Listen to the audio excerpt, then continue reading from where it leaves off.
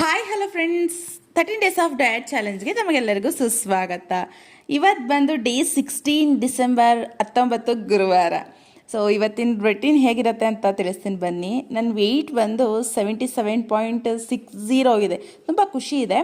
ಅಂದರೆ ಮಧ್ಯ 5 ದಿನ ಮಾಡಿಲ್ಲ ಅಲ್ವಾ, ಇಲ್ಲಾಂದರೆ ಇನ್ನೂ ಒಂದು ವೆಯ್ಟ್ ಕಮ್ಮಿ ಆಗ್ತಿತ್ತು kg ಅಂತ ಅನಿಸುತ್ತೆ.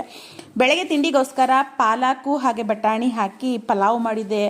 ಸಖತ್ತಾಗಿತ್ತು. ನಾನು ಮಧ್ಯಾಹ್ನ ತಿಂದೆ, ನಮ್ಮ ಮನೆಯವ್ರಿಗೆ ಈ ತಿಂಡಿ ಸರಿನಾ.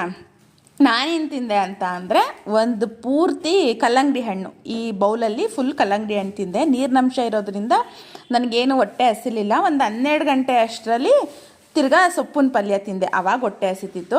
ತಿರ್ಗಾ 1:30 ಅಷ್ಟರಲ್ಲಿ ಪಲಾವು, ಮೊಸರು ಹಾಗೆ ಸ್ವಲ್ಪ ಕಾಳು ಬೇಯಿಸಿದ್ದು, ಮೊಸರನ್ನ, ಇದಿಷ್ಟು ಈ ಥರ ಬ್ಯಾಲೆನ್ಸ್ ಮಾಡೋ ಅಂಥದ್ದು. ಇದಕ್ಕೆ ನೀವು ಸೌತೆಕಾಯಿ ಕ್ಯಾರೆಟ್ ಎಲ್ಲ ಹಾಕ್ಕೊಳ್ಳಿ, ನನ್ನ ಹತ್ರ ಇರಲಿಲ್ಲ. ಹಾಗೆ